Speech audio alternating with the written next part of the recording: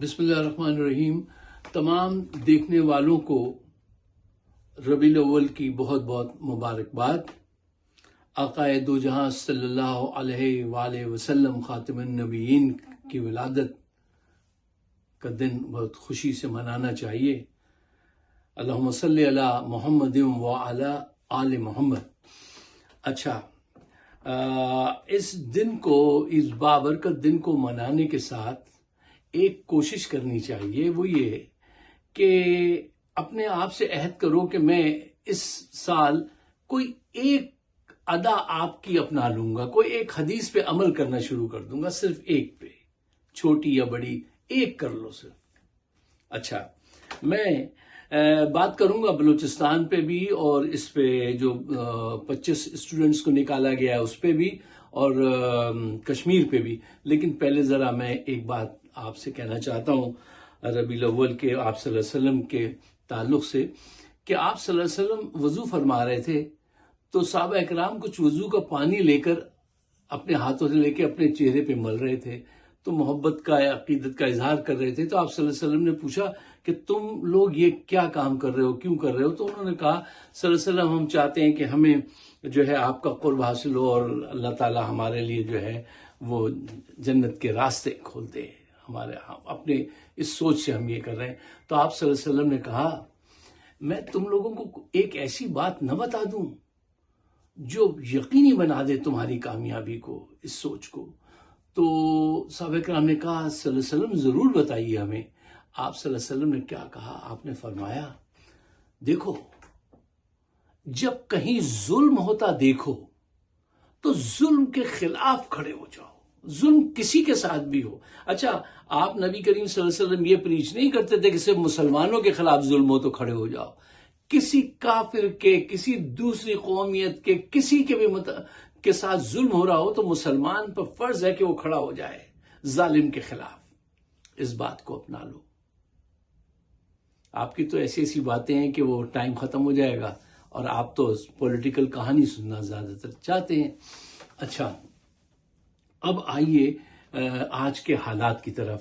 دیکھیے، ایک بہت خراب خبر ہے، بہت گندی خبر ہے، وہ یہ ہے کہ کشمیر میں اب کشمیریوں نے مسلح جد و جہد شروع کر دی ہے۔ یہ بہت بڑی بدنصیبی ہے، یہ عاصم منیر صاحب کی بہت بڑی ناکامی ہے کہ تم نے ان پر اتنا ظلم کیا، اتنا ظلم کیا کہ وہ اب اسلحہ اٹھانے پر مجبور ہو گئے۔ اب وہ اس کو مقبوضہ کشمیر بنانے میں یہ تمہارے کردار، عقل، تمہاری فہم اور تمہارے فیصلوں کا یہ رزلٹ سامنے آ رہا ہے۔ کوئی سڑک کوئی بلاک کی ہوئی تھی، تو وہ جب اترے جوان فوجی ہمارے، جب وہاں اترے رینجرز والے یا فوج والے، تو وہاں سے دوسری طرف سے گولیاں آئیں اور انہوں نے اپنا گولی کا جو کام ہوتا ہے وہ کیا۔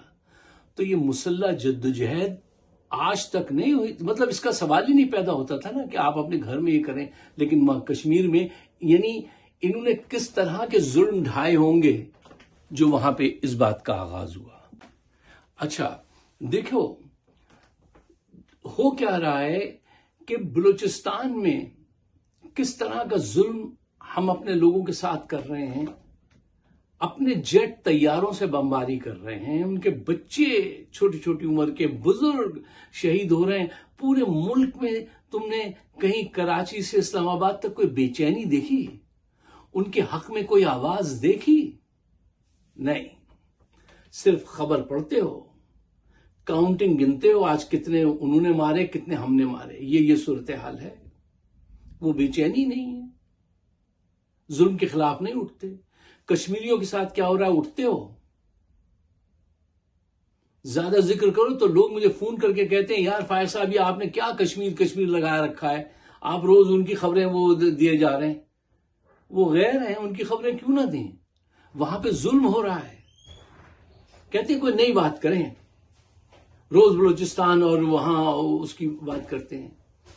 یعنی اب یہ ذکر بھی آپ کو ناگوار گزرتا ہے کہ جس کے ساتھ ظلم ہو رہا ہے، ظالم کے ہاتھ کو روکنا تو دور کی بات ہے، تم کہتے ہو اس ظلم کا ذکر بھی نہ کرو۔ یہ ہمارا کردار ہے پاکستان کے اندر لوگوں کا۔ کراچی سے اسلام آباد تک کی بات کر رہا ہوں میں آپ سے.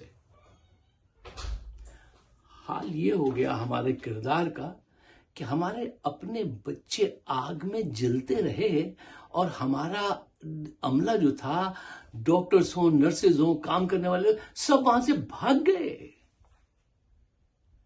کل بھی میں نے کہا تھا ایک بچے اٹھا کے بھاگتے کتنا ہیوی ہوتا ہے ایک نومولود بچہ. یہ کردار ہے اس قوم کا. بچے جلتے رہے اور پوری حکومت نے دیکھ لیجئے کیا رویہ اختیار کیا ہے. سوالات کرنے والوں سے ناراضگی کے لہجے میں بات کی جا رہی ہے. بہت خوب، بہت خوب. جن کی گودیں اجڑ گئیں ان سے ناراضگی کے لہجے میں بات کر رہے ہیں آپ. یہ سرکار ہے صاحب. آپ نے بھی سنا ہوگا، ہم نے بھی بہت سنا، پچھلی قوموں پہ عذاب آتے تھے. اچھا، عذاب آج تک اس وجہ سے نہیں آیا اللہ تعالیٰ کا کہ یہ قوم نماز نہیں پڑھتی ہے یا یہ روزہ نہیں رکھتی ہے، زکوٰۃ نہیں دیتی. نہیں، عذاب جب بھی آیا اس وجہ سے آیا کہ یہ ناانصافی کرتے ہیں، کہ امیروں کے لیے انصاف کچھ اور کرتے ہیں، غریبوں کے لیے انصاف کچھ اور کرتے ہیں، یہ کرپشن کرتے ہیں، یہ گندے تعلقاتوں کو فروغ دیتے ہیں آپس میں. یہ سارے اسباب بنے. نماز نہ پڑھنا کبھی سبب نہیں بنا ہے. ناانصافی ہمیشہ سبب بنی ہے. اب مجھے لگتا ہے کہ اب کہیں کوئی ایسا نہ ہو کہ کراچی سے کشمیر تک کوئی ایسا زلزلہ آئے، کوئی ایسا عذاب آئے جو آپ کے اشرافیہ جو پورے قبضہ کیے ہوئے پورے ملک پہ، یہ اور ہر وہ شخص جو اس ظلم پر خاموش ہے وہ اس کا شکار نہ بن جائے.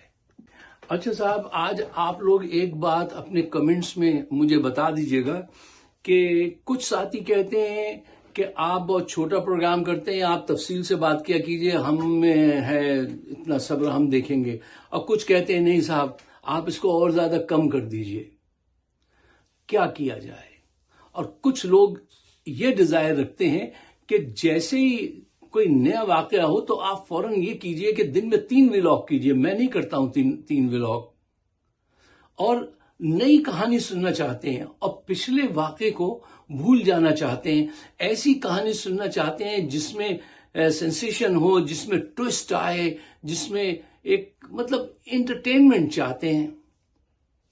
اب آپ بتائیے کیا کیا جائے، مجھے کیا کرنا چاہیے، یا آپ ایڈوائز کیجئے گا کہ تفصیل سے بات کروں. اچھا، تفصیل سے جو لوگ بات سننا چاہتے ہیں اس کا ایک سلوشن میں نے یہ نکالا ہے کہ وہ اگر تفصیل سے بات سننا چاہتے ہیں تو ہمارے پیٹریون کو جوائن کیجئے، وہاں آپ کو تفصیل مل جائے گی. اور باقی جو یوٹیوب اور یہ جو ٹک ٹاک ہے اس پہ چھوٹی چھوٹی کر کے میں سناپسز ہی آپ کے سامنے پیش کر دوں، کیونکہ لوگ کہتے ہیں کہ ہمیں تم بس خبر بھی ایسے بتاؤ کہ انٹرٹینمنٹ رہے اور زیادہ دیر نہ ہو.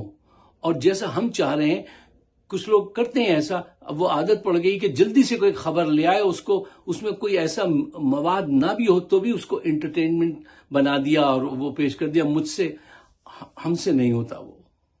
وہ کیا اچھا ان کا شعر تھا کہ اپنے چہرے سے جو ظاہر ہے وہ چھپائیں کیسے، اپنے چہرے سے جو ظاہر ہے وہ چھپائیں کیسے، تیری مرضی کے مطابق نظر آئیں کیسے.